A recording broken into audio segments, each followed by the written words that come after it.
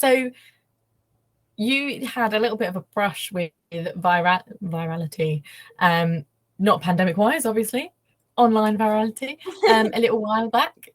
And I believe it was all about your journey. It was all about when you left university. And so talk us through what inspired that post and then your reaction to it, because obviously it did blow up. Yeah, so I'm assuming you're talking about, I did this post and it's when I'd moved back from uni and I was living in my family home, which was never the plan, by the way. Like pre-pandemic, when I started uni, I was like, I'm never moving home. I'm going to get a grad job at a big corporation straight out of uni. COVID happened, life happened. Obviously, that did not happen.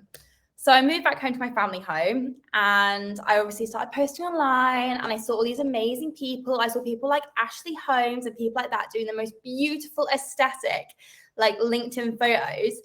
And I was working in my childhood bedroom that had the pink curtains that my mum made me when I was 6 years old. So, and I remember I just bought a tripod and I was like, oh, I really want to use this tripod because I had a Bluetooth button and everything. But I was like, my room's so ugly. Like, it's just ugly. Like, I don't know what to do. Like, I want to have a beautiful Ashley Holmes style photo. So I was like, okay, I'm going to do a post about that. I'm going to do a post about having to move home. And I'm going to do a post all about my pink curtains and my cats that snore, because that's the reality of most people. That's the reality at that time. I was 21 of a lot of young 20-year-olds, mid 20-year-olds, 30-year-olds, whatever, who had to move back home. And that probably wasn't the plan. And it does sometimes feel a little bit of a slap in the face when you're like being told off by your mum for like keeping cups in your room, when you're kind of started this new life for yourself, posting online, getting a job, whatever. So yeah, I did a post about it and out of nowhere, it kind of blew up a little bit, especially I think for back then. I think now, because LinkedIn platform has just grown quite significantly, you see a lot of almost like 100K reaction things. But back then, so it got like 37, there's 35, 37, I don't know, mid-30s, 1,000 reactions. And bear in mind, I'd only been posting for like a month then. And it was interesting. It definitely helped me kind of push forward, I guess, kind of my community. So I think I grew like 10,000 followers in a day. So I went from like 3K to 13K, which was insane. And I remember like literally freaking out. But once again, bear in mind, I'm still at my childhood home. So I'm just going to my mum being like, oh my God, mum, look at this. And she's like, what is going on?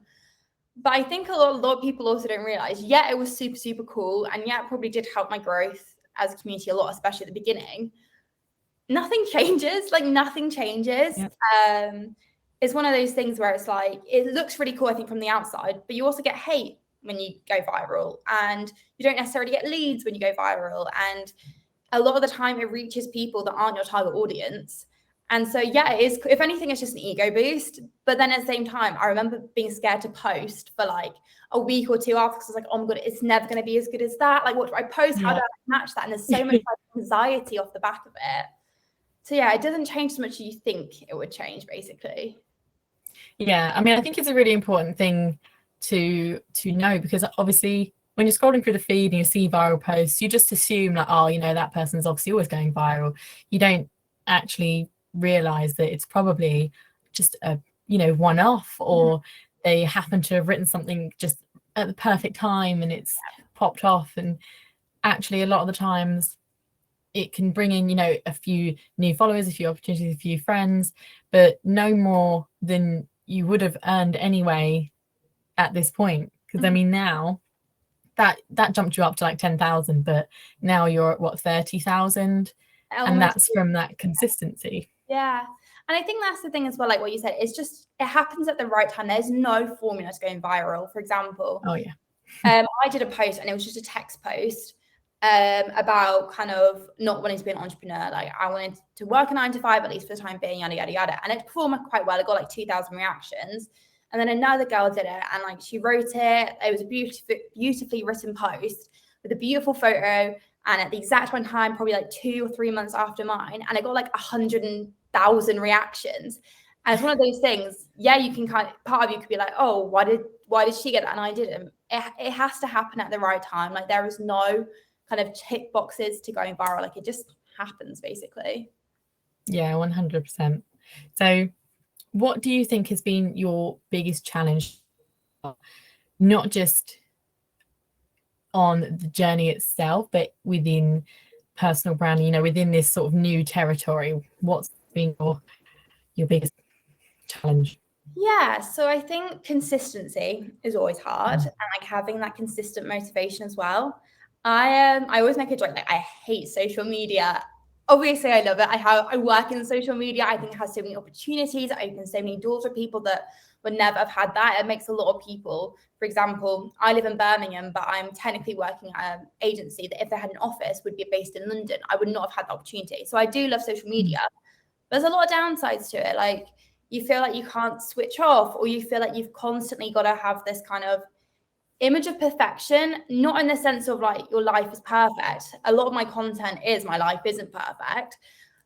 It's perfection in the sense of even if you're doing a post about your life not being perfect, you've got to have a really great written post to go along with it and a hook and all this kind of stuff. Or yeah, just kind of like constantly showing up and having to think of a new idea, or people having these expectations of you, or all of a sudden what I was doing in January, which was there were like people doing somewhat similar content at that time. There's so many people doing similar content to me now, that it's very much like, oh, you're kind of in that group. What are you going to do that's different? Oh, you're just following the pack, yada, yada, yada. And there's so many kind of people throwing these like complaints and criticisms from every single direction that it can be really, really hard to, I guess, kind of stick in your own lane and be motivated to show up every day. And I always say, like, I'm probably the least consistent at posting out of like any of those like Gen Z personal branders that are kind of very visible online.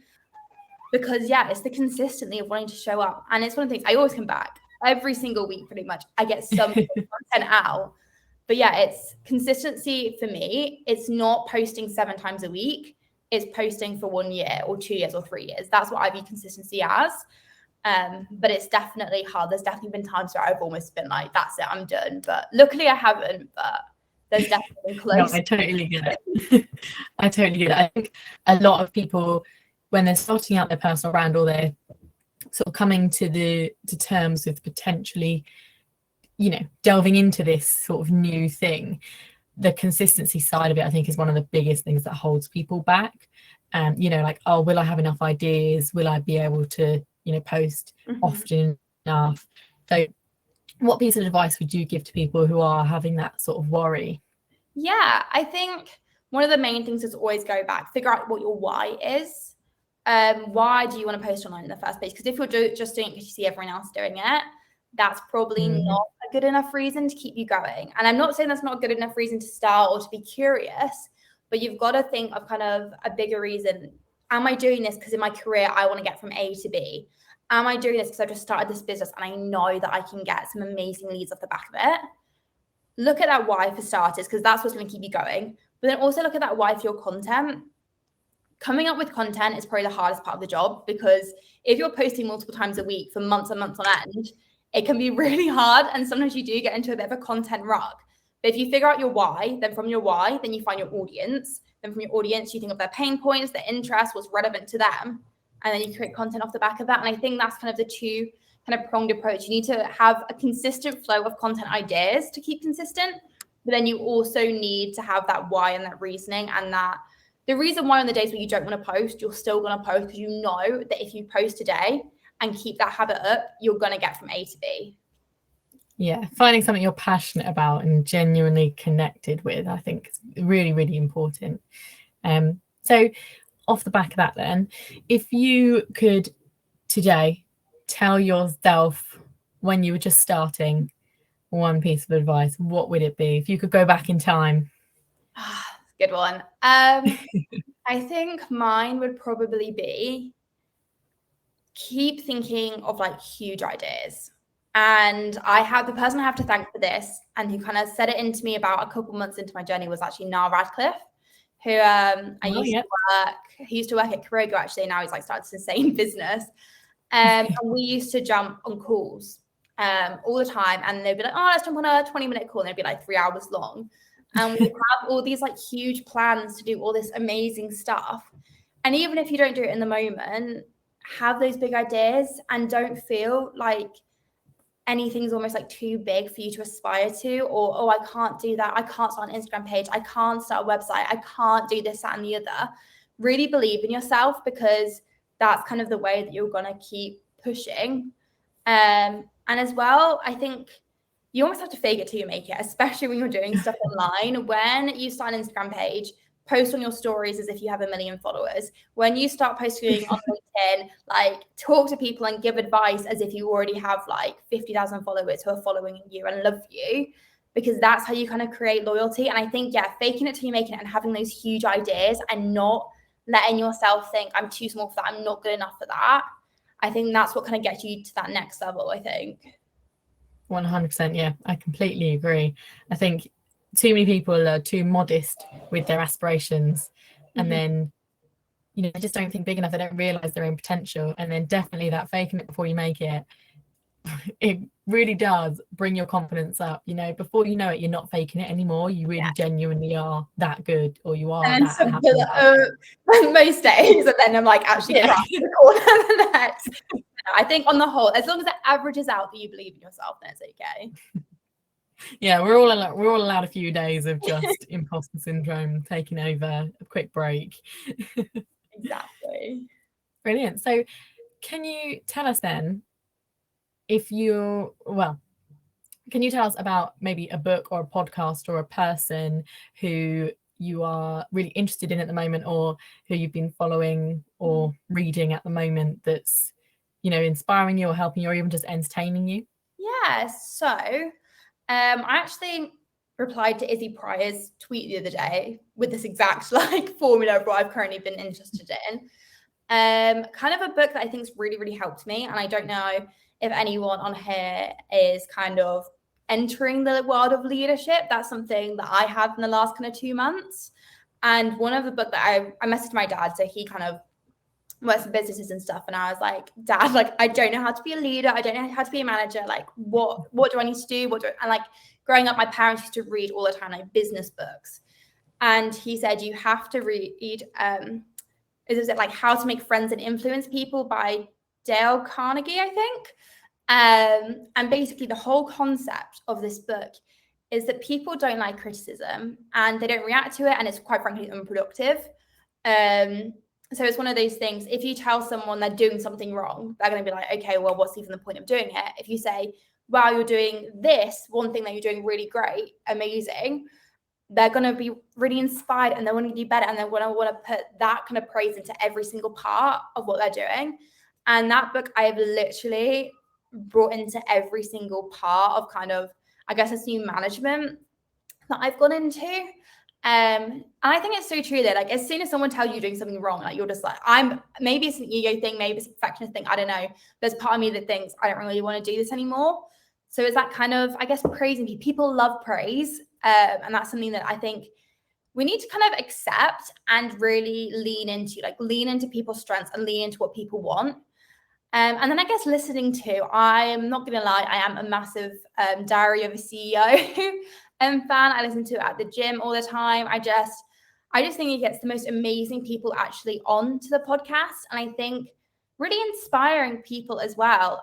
You can learn a lot from even people for example, I listened to one yesterday at the gym, which had Joe Sugg on, who was a YouTuber I watched when I was 14, 15. And actually seeing their journey, especially someone's journey in social media, I thought was super, super interesting. So yeah, they're my 2 ones at the moment, I think. Lovely. We had some people agree with you there, so which is brilliant. And Roman says he's been faking it all the way to being the flamingo chief. So I don't even think he can say he's faking it anymore. Roman, you made it. That is it. You are no longer faking. You are just that awesome.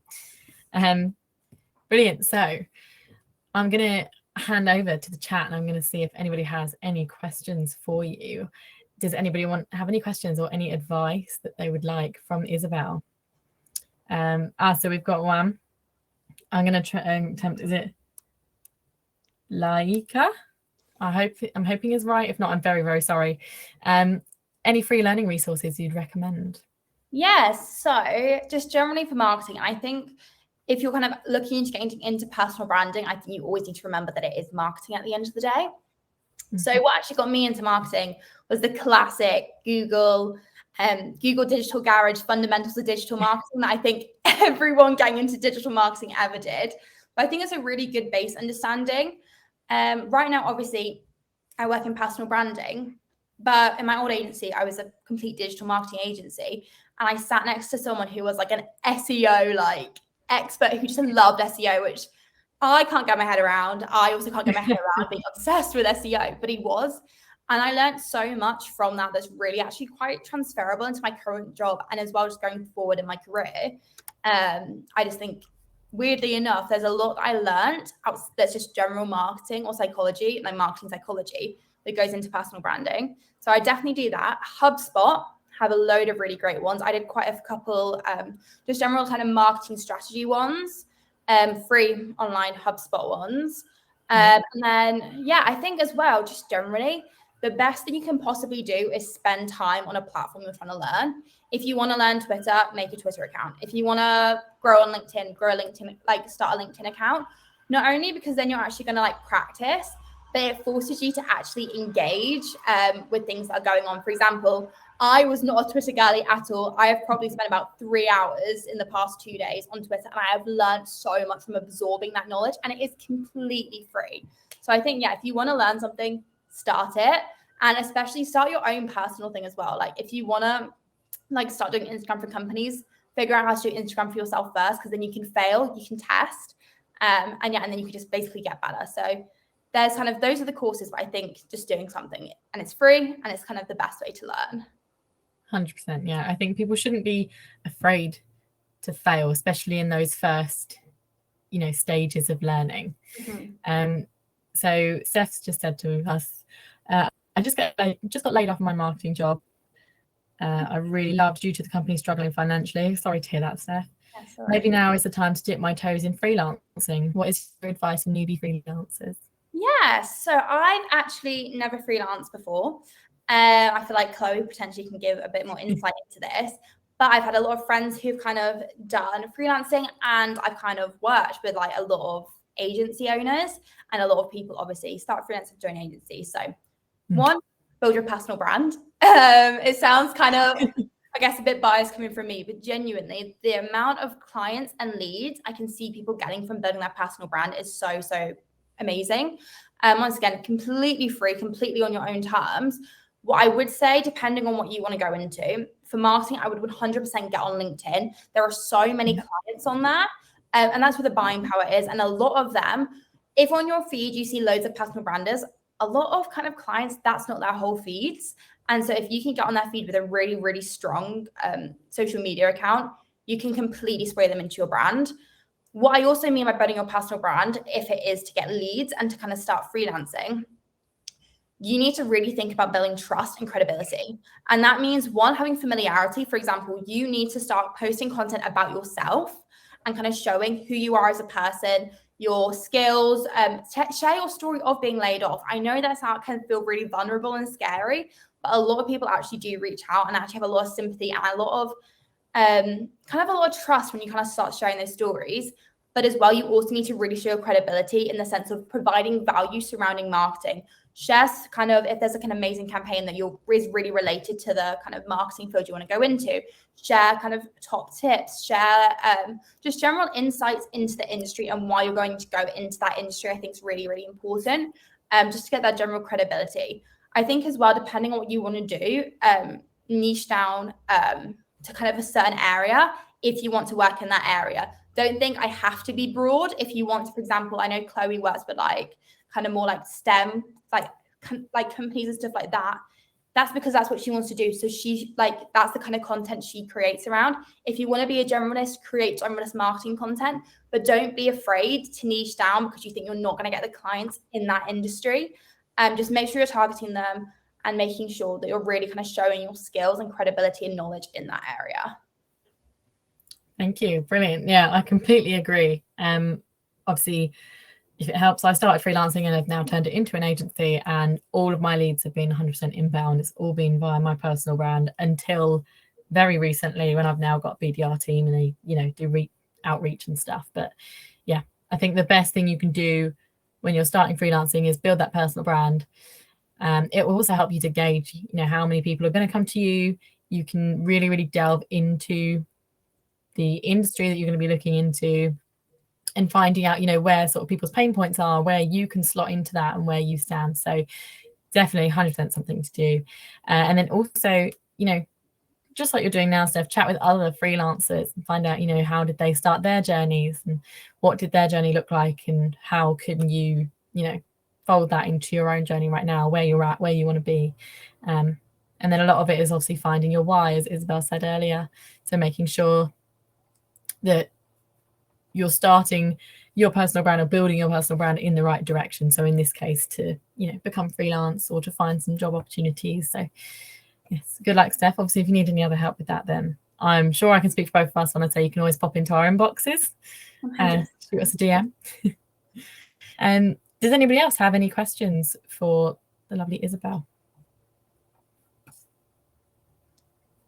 So Nicole has asked, any tips and or places for inspiration for those days when you're stuck in a bit of a content rut? Anywhere that you go to get your ideas? Yes. So once again, knowing your industry, figure out what your industry is, whether that's the industry you're in, the industry you want to go in, and find kind of news sources within the industry. For example, if you want to go into marketing, you should be looking at The Drum, Ad Age, Social Media Today, just generally BBC News Business as well, every single day, and seeing what conversations you can jump into there. It's also really good to look at Twitter trending, see if there's anything related to your niche that you can talk about. As well, just being very, very present on those socials. For example, if there's a Twitter trend that's kind of popping off, if you can jump on that conversation early, that's a really, really great piece of content that's going to show your credibility. I think as well, having I have it, obviously I work with a lot of clients as well in a lot of different industries. So I have a whole separate Chrome kind of profile that's just called LinkedIn profiles I like. And I have literally Chrome little like bookmarks, and underneath I have a list of like links to all the different kind of LinkedIn creators that I love in each different industry. And never ever ever copy content. But if you're just reading content, you can get a lot of inspiration. For example, some of my best posts have been something where I've read someone's post, left a comment, and then turned my comment into a post. For example, I think I commented on someone who was talking about how they dress or how they look in business and how that affects them. I made a whole post about being a young blonde female in the workplace. So really look kind of finding some key influencers or like creators that you love, and then kind of getting inspiration from their content. I think as well, once again, looking back at your audience, what are your audience's pain points? What do they want to know? For example, I know Chloe did a really great post, I think it was Thursday or some point, talking about how people think that STEM industries are too boring for social media. And then she kind of went, well, no, it's not. And this is why, because she addressed that pain point or that kind of question or query of her potential audience. So kind of going back to your audience and figuring out what they need to know from you to kind of convert or anything like that. And then I think last but not least, the best way to never run out of content ideas is to constantly be consuming books, podcasts, anything like that that's not even nothing to do with your industry, and then constantly be writing down any ideas that come to you in day-to-day life, whether you get it from kind of that books, podcasts, if you're just on a walk, go on a walk as well. Honestly, the best ideas come when you're not trying to force ideas. Yeah, if you just constantly are writing down in your notes app or anything like that, then you're just going to get a big old list of ideas that you can go, that one's rubbish, but that one's actually kind of okay. I can turn that into something. So yeah, just kind of constantly keeping those ideas coming is really important. Thank you for that. Yeah, I definitely think every creator on LinkedIn now has like a notes app in their phone that's just filled with like 2 lines of randomness, and then they turn it into a post, and you know, they hit you at the most random times. You'll be in the shower and you think, oh, gotta write that down, or just getting into bed for the night and you think, oh, quick, write that in the lights, and then the next morning it's either gibberish or gold dust. A lot of the time it is gibberish, but every once in a while it can be great. So like keep writing them down basically. Yeah. Everything's a good idea when it leads to a good idea. It's fine. So we've got another question about internships. So obviously finding internships and sort of getting started within the employment field is very, very tough. So how would you recommend getting some formal experience or building a portfolio when you're just starting out, like you were when you left? 100%. So I personally feel free to do this, but I personally, there's an easier way. You can always go and find internships that are being advertised at big companies and go ahead, apply for them. I definitely applied for them, didn't get them because there are so many people applying to them. How I managed to get my internship at Glamour. I even got a reply from the editor-in-chief at Vogue by doing this, is just sending an email. Go online. There's a lot of times you can get emails if you just search like editor-in-chief of Vogue email or whatever company you want to work at. You can a lot of times find the email addresses. What you want to do is you want to go on, introduce yourself, explain who you are, kind of your skills, why you really, really want to work at there specifically. For example, when I was doing it for Glamour, and you can like relate this to any sort of industry, I remember going and I'm like literally finding a random article and being like, I really, really love this article by this writer because of this, and I really related to this. And I even put in my email, I wanted to do fashion since I was 12. Bear in mind, when I used to want to do fashion. Since I was 12 years old when I watched Ugly Betty on repeat every single day. And I included personality and a lot of about myself in there. Weirdly enough, I didn't even include a CV or portfolio at that point because I didn't have one. I still managed to get an internship. So always, always, always try and find it almost like an unconventional route that one shows your initiative. I think that's super, super important. If you don't necessarily have the skills, the portfolio, whatever, create it, create the skills. For example, I'm going to show that I have initiative by sending an email out of nowhere. But also, please include your CV and portfolio. Now, if you don't have a portfolio, one, I would say create your own experience. So, for example, start a blog. So I had like a fashion blog that I wrote like 3 articles on when I was at uni. And then I started an Instagram page. And then I started building my personal brand. And now, even though, yes, I have worked with like loads of clients, I've done kind of different kind of areas of marketing. If I was starting out, I could probably create a portfolio purely out of my own personal stuff I have done just now. Literally go on Canva, make it screenshot the post, this, that, and the other, say what you've learned, all that kind of things. Anything you've done, if you went to uni or anything like that, join societies. For example, I was part of my magazine, university's magazine. If you don't have that sort of thing as well, reach out to local businesses. If you, I don't know, message your local bridal shop and say, can I please come and shoot some reels for you for free that you can then use on your Instagram? And then you can now have that in your portfolio. So start small. Just because you're starting small doesn't mean you're going to have a small career. Just get that experience and then find as well really unconventional ways to reach out to those bigger companies. Because quite frankly, if I applied for like a Glamour internship through like the Condé Nast website, there is no way I would have got that internship. I love that. I love the creating your own experiences and definitely that initiative side of it. I think as well, when you show that little bit of personality and you show you're willing to just ask the question, usually you'll actually get a response, even if it's a polite rejection. At least you're actually getting that response because they've gone, oh, who's this? Yeah, 100%. So Niles asked, what's your favorite part of the journey been so far? If you can pick just one. I genuinely think, and this sounds like so cheesy, but I really love the people that I've met.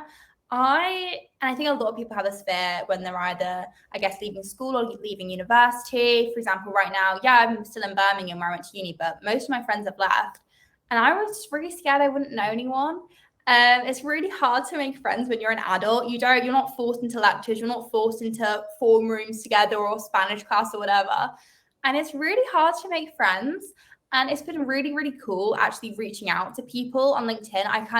That was my main thing I did at the beginning, and genuinely what I kind of contribute to why I grew at the beginning was I was like commenting, messaging, getting on networking calls with everyone. Like I think I was doing like 5 networking calls a week or something crazy. And my boyfriend was like, you need to slow down. Like you don't have a single second, but I just loved it. And I've genuinely made friends now that aren't like, they're still industry friends and I still go to them with problems. For example, I was messaging Izzy and Nal the other day all about how does Twitter work? Like, give me your tips, this, that, and the other. Ask them and they'll come to me with stuff like that as well. But I'll also go to them about random stuff that's completely non-work related. And I think it's really, really cool that that you're able to actually make friends online through LinkedIn, which is crazy. If you told me last year that LinkedIn, like this like old school like corporate website would be the reason why I actually have friends now, like in my adulthood, it's like really, really cool. And especially things I don't know if like anyone's part of it or like if they've seen around like the social club, which is something kind of cool that Matt Swain kind of created. And there's like a lot of events like that. But yeah, it's actually meeting people that as well are so ambitious. Like that's what I find really, really cool. I love all my university friends and I love all my home friends. But we all have very, very different career aspirations. They're all kind of like engineers, teachers, psychologists, which are all like amazing careers, but are very, you go on a grad scheme and you just kind of work up the corporate ladder, which like they love that. That's what they want to do. But I never had been surrounded by kind of entrepreneurial, like ambitious in that sense sort of people. And like I said, having these conversations at the start of this journey where people are like, you can do this, this, and this, and what about this amazing idea? I'd never been surrounded by that before, which was just like such an amazing thing to experience. So that would definitely be my favorites, the people. Oh, that is really wonderful. That's such a nice thing to hear. And I think I completely agree with you with the whole, if you'd have told me a few years ago that I'd have made friends on LinkedIn, I'd have been like, I'm friends with a corporate Colin. But no, I'm actually, friends with some really awesome people who are doing incredible things. And it's all through LinkedIn. And yeah, there's definitely that opportunity to create genuine friendships on LinkedIn beyond just, business acquaintances and networking. So yeah, it's definitely the place to be now. Maybe it wasn't a few years ago, but it definitely is now. So does anybody else have any questions for Isobel in the chat? I'm just going to have a little scroll up and see if there's anything in here. Just lots of love for you here. Marco said, small rooms in your house are the best places to build up your own business and start a revolution. Literally, I'm going to have a LinkedIn post in like 10 years time when I like take over the world. And like, I started off my childhood bedroom. Yeah, I do. I love that line. Every time I see anyone that's like, I started off on the kitchen table, garage or something. Yeah, always a favorite of mine. Niles asked, this is a brilliant question. What are your ambitions as head of social and specifically around workplace culture? What does the future hold for Isobel? What can we expect to see you making waves? So there's a lot of kind of internal stuff going on at Kurogo at the moment. I really, really want to get my hands on, and I'm already in the process of getting my hands on all the internal socials. That's kind of where I started. I love, love, love personal branding. But I started actually in kind of social media management. So yeah, we're kind of really growing out Kurogo's reputation, and I'm kind of in the forefront of like putting a lot of that together, which is super cool because I never thought I'd be able to actually kind of really impact a business. So I've just turned 22. Like I said, less than a year in business. And I thought like this sort of role within a company I would not have for like 10 years time. And so it's really, really cool being able to be like, this is what I think that our reputation should be. And these are kind of the aesthetics that we want to have. And almost like the whole creative kind of aspect of the business, I've kind of been able to get my hands in on a little bit, which is super, super cool. With like the kind of workplace culture though, that's something that I have very close to my heart. I really struggled a lot. I've always had anxiety and like not necessarily always the best mental health. And quite frankly, I did a post about this the other day, like I really, really struggled when I started working remotely. And bear in mind, I was like struggling at my last job as well because I was like at home. There's like a lot of factors that are involved and not just remote working, but remote working gets really, really kind of, it seems like such a bigger thing when you're back in your family home. All my friends that were at home have all moved away. I'm just literally having dinner with my mum and that's it. And it can get really, really lonely and isolating. And as well, I got put into this job in a company where I was a third person in this company that was just go, go, go crazy. And I'd never done it before. And I think at one point I had like 10 clients that were all my own and it was crazy. And I struggled a lot. And I think as well in like different companies I've been in, you can see people struggling and I can see myself struggling and I can like hear, for example, at my last company, like a lot of people kind of explain like the bad side of it or like what they don't like or the manager does this, yada, yada, yada. And I really wanted to change that. So for me, the kind of mental health of my team is by far the, like, I don't care if all of a sudden, I mean, I do, but I don't care more if we lose all our clients as long as my team are happy and healthy. And that definitely takes a lot of learning, especially when you're working remotely. You can't see the day-to-day. You can't see if someone works an extra 4 hours in the evening because of this and the other. You can't see that. And so for me, the main ways I've kind of tried to combat that is really one, talking very openly and authentically about my own experiences of burnout, isolation, loneliness, anxiety, all that kind of stuff relating in the workplace. I think that really, really helps your team to feel like they can open up to you. I hate when managers, leaders, whatever, say to their team, this is an open workspace, but I'm never going to open up to you. of course we're not going to go to them like in response. So I think one, actually asking the questions. For example, today I was on a call with one of my team and I was like, hi, how are you? And they said, I'm good, thanks. How are you? And I said, okay, cool. Was that an actual good, or were you just saying that because that's like habitual conversation? And she was like, oh, like, yeah, like yesterday was a bit like this, bit low, bit busy, yada, yada, yada. I was like, okay, great. Let's talk about it.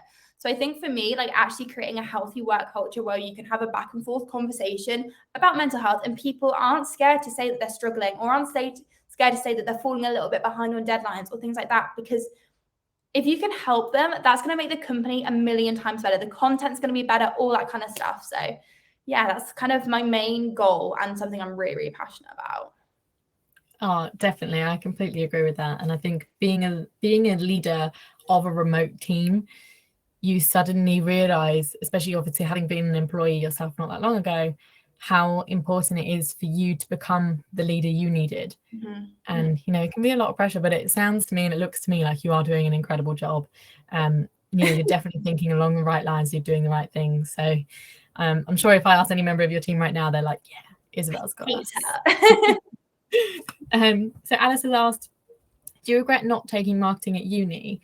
And how did you build up the necessary experience or skills to transition almost when you came out of uni? Yes, so I've definitely had like an internal battle in my brain over this. When I left uni, I was actually really almost like annoyed at myself that I didn't take marketing. I really, really considered doing a marketing master's degree. The reason behind that is because, like I said, you're always taught like you've got to have a degree and whatever. And especially I was surrounded by a lot of people that were almost doing, in a sense, almost like vocational subjects, in the sense of I had all my friends or all my housemates were mechanical engineering, like graduates that went into mechanical engineering, or psychologists that went into psychology. And I was like, I'm a history and politics student and I'm not going into history and politics. And it did freak me out a lot at first. But now talking to a lot of people, in a way, I'm actually kind of glad that I didn't, because a lot of what you learn, I think, and this is just, like I said, I've not done a marketing degree. This is just talking from other people. So obviously take this with a little bit of a pinch of salt. A lot of people do say when they do a marketing degree, it does feel a little bit outdated and it's very, very textbook. And there's a lot of things that are just quite frankly, sometimes not common sense, but if you think it through, you can kind of define it in a sentence, but instead it's been turned into a whole module. For example, the customer funnel, like the customer journey, is really simple if you explain it, just like having a conversation. Obviously, they're going to go from here, here to here to here to finally conversing into a client or clicking buy on your cart, but it's really over-explained at university. So, and I've also spoken to a lot of people where it's like they did learn a lot, but also you could probably learn the same amount. If you've been doing marketing for a year in like kind of an actual job, you'd probably learn a lot of those kind of skills. For me, I actually am really, really glad that I did history and politics. One, because I genuinely enjoyed it. That probably sounds really nerdy, but I love history. I love politics. But also I learned so much copywriting skills. I used to be writing loads and loads of essays. And one thing that kind of my writing style, which I think what translated really well to personal branding, is that my writing style has always been very almost like conversational. So even when I was writing a university essay, my dissertation, it was very, very easy to read. And I kind of got those skills by having to write loads and loads of essays, which completely transitioned into marketing. So how to get kind of all the other skills. So obviously I got copywriting from uni. If you didn't go to uni, that's completely okay. How do you get them? So copywriting, like I said, you have to write. The way you get better at writing is by writing. Yes, there are courses, and yes, you can probably take loads of them, and I'm sure they'll be great and amazing. And I don't suggest not doing them. But the best way to learn how to write is to write and imitate. So go on and find your favorite people that are writing online, whether that's newsletters, email marketing, social media, whatever. Look at them. What are they doing? What are the processes they're going through to kind of create those posts? Oh, look, they're not writing in paragraphs. Oh, look, they're writing very conversationally. They're using these emojis. This is how you write a hook. Look at that, kind of trying to learn how to do it. Don't copy, but kind of learn their processes there. That's copywriting. Actual marketing, like I said earlier, there was like quite a few resources, HubSpot, Google Digital Garage, all of them. You can learn the basics of marketing. But once again, thinking through, and like going to webinars as well, amazing. But actually like thinking through how people work. Marketing is about people. So if you always just take a step back and figure out how people work, that is how you're going to get better at marketing. If you think about your audience, what do they want? Customer funnel. Once again, it's not overcomplicated. As a customer, you are a human as well. Think about how you work and how you do things. So that's kind of how I get those skills. And yeah, just create. If you want to do email marketing, create email marketing mock-ups. If you want to work as an Instagram social media manager, create an Instagram account and learn that way. I think a lot of things are just so overcomplicated when it's really just do it. Do it, learn, fail. Fail is great. Learn from it, make your mistakes, and move on, basically. Just do it. We're ripping off Nike now, but it's just such a good one. Copyrighted. Yeah. If you want to learn how to do something, just do it. So great advice there. Thank you, Isobel. We've got time for a couple more, I think. So any tips for imposter syndrome and how you might deal with it? And I completely agree here. It's probably one of the main reasons that a lot of people either stop or don't start posting. Yeah. If anyone has any tips, let me know, because I definitely experience it on the daily. Some kind of things that got me through it. Imposter syndrome's good because if you were comfortable in doing something, you're not growing. You've got to push yourself out. If you could do a job amazingly on the first day, get a new job, get a promotion, because you should always be pushing, you should always be learning. Once again, that goes back to that whole thing. If you can do 70% of the job spec, apply for the job. Like, you don't have to do everything. You have to learn. Talking to other people. So I spend most of my days talking to CEOs with these amazing companies because that's who we grow personal brands for. Every single one of them I've had a conversation about imposter syndrome with, and every single one of them experiences it. It never goes away. And I think as soon as you accept that it's actually quite a normal feeling, it helps a lot. When it comes to actually posting online, once again, just pretend. Like, one of the things, you've just got to pretend to have confidence, and eventually you kind of get that. I mean, I still get massive imposter syndrome posting online, but I think you learn quite quickly to grow a community around you that is supportive, and you see the same faces every day, and it's like you're showing up. Basically, it feels like showing up to school at 8:30 every morning. You go on LinkedIn and it's faces, and they're all super lovely, and it makes it a lot less scary. But I also think imposter syndrome is a good thing. It means that you want to improve. If you thought you were amazing and you're amazing at your job and I know everything, that's not going to get you anywhere. You need to constantly be learning, and you constantly need to be improving. As soon as you think, you know what, I've got this sorted, don't need to do anything else, that's when you start backtracking, and that's when you become very plateaued in your journey. So yeah, imposter syndrome is a good thing. Don't feel like just because you have it, everyone has it. Don't feel like, oh my gosh, I can't do this. You just basically fake it till you make it, realize everyone's doing it, and yeah, surround yourself with people that are supportive as well. That's going to be super, super important to kind of keep you going, basically. Oh, 100%. I completely agree with that. And there are so many of them online. I mean, I'm hoping Roman is still with us here, but Roman's definitely one of the ones who was supporting me from the outset. And like you say, it's very much like I show up every morning and I see Roman's post and then I see him comment on my post, and it is very much like a little, hi, how are you doing? So it really is a really supportive place to be, and definitely lean into that. And don't be afraid to tell someone if you are getting a bit of imposter syndrome. It's nice to have someone just say, do you know what, you're actually doing really well. And then you sit there and go, oh I am. It'll make you feel a bit better. So I think we've got time for maybe one more, hopefully. So we've got, how do you keep up with trends and within the industries and markets, because it is always evolving, and then what's your favorite marketing resource as well? I feel like we can probably put these in together. I imagine they link. 100%. So marketing trends, like I said, there's different websites that are so great. The Drum, Marketing Week, Ad Week. Later as well is really great. If you're doing Instagram marketing, Later blog is amazing for keeping you up to date.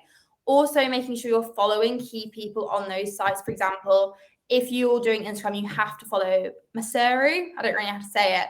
He's kind of the guy that's the king of Instagram, basically does all the change, and he explains them really, really well on Reels a lot of the time.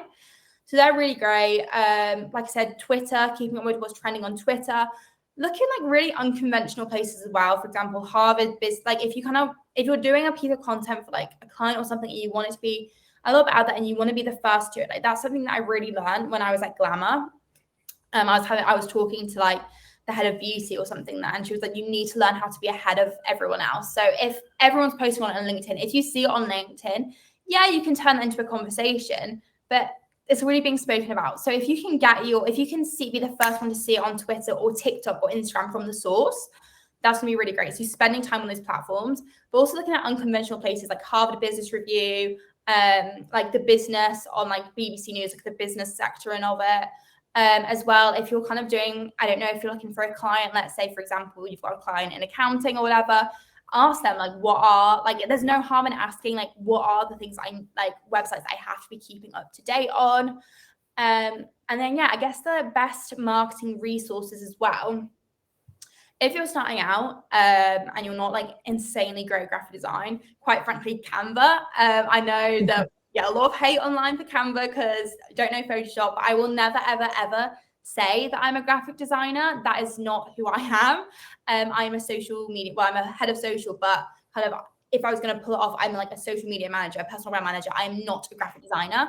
But Canva is a really, really accessible place for you to you can create your portfolios on that. How I started off in marketing is creating mock designs for businesses on there as well. Just to get a really great understanding of how to actually create content. And then 100% download Grammarly. Even if you think your grammar and spelling is perfect, you will always miss something or something will go wrong, or just like you need to know as well. One of the best kind of copywriting tips I've learned is you need to know all the grammar rules to be able to break them. So you want to make sure if you're breaking, for example, you want to write conversationally, you're probably going to change some grammar rules up, but you need to know what the right grammar is to make sure you're using it really, really intentionally when you are kind of changing up a little bit. So those two I would definitely recommend. I love that. Yeah, I think Grammarly is definitely something that will humble all of us. We all think, yeah, I've read it 10,000 times. It's great. Put it through Grammarly. Grammarly's like, no. So yeah, 100%.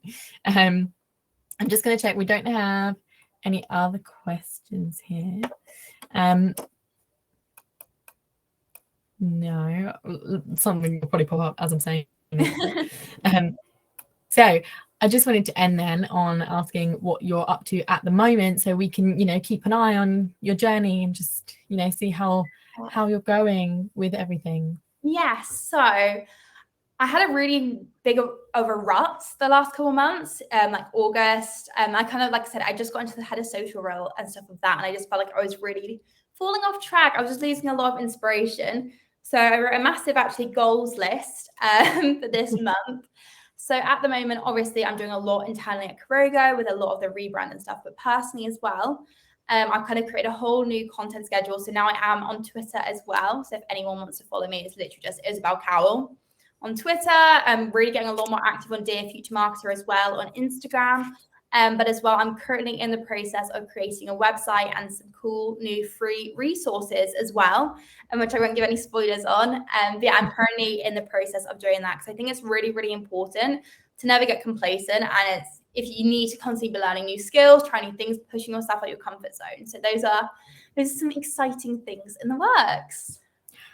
Ooh, lovely. Well, I will definitely be sending everybody who signed up an email after this with a link to the recording, some little tidbits that you've shared with us, plenty of advice, and then all of your recommendations for books, podcasts, resources. They will all be going in an email and out to everybody, so they've got that. And then obviously, I'm sure I can speak on behalf of everybody here that we'll be supporting you with the website, which is very exciting. And obviously spreading lots of love in the feed, as I know we all do anyway. So thank you so much, Isobel, for coming and chatting with us all tonight. We've got plenty of love in the comments there in the chat. So yes, very, very insightful. It was really, really great to chat with you, and really, really excited to see where you're going to go. Hopefully one day in the future I can be like, oh yeah, I interviewed her before it was fashionable. I'll do it. Oh my gosh, Chloe interviewed me. It was crazy. It was great. We had so many questions. Thank you everybody for your questions. They were really, really good questions. Really, really challenging you there, Isobel. So I hope you've enjoyed it just as much as I have. And yeah, obviously join us next week we'll be talking with Roman, the Duke of Flamingos, all about how he's built his personal brand and where he's going with it, which will be very exciting. Isobel, hopefully you'll be able to come along to those too, 100%. and we can see you in the chat. But yeah, so thank you very much, Isobel, and thank you very much everybody else for joining us, and have a lovely evening, rest of the week, and I will see you all hopefully next week. So thank you very much. Right, I'm signing off now. Goodbye.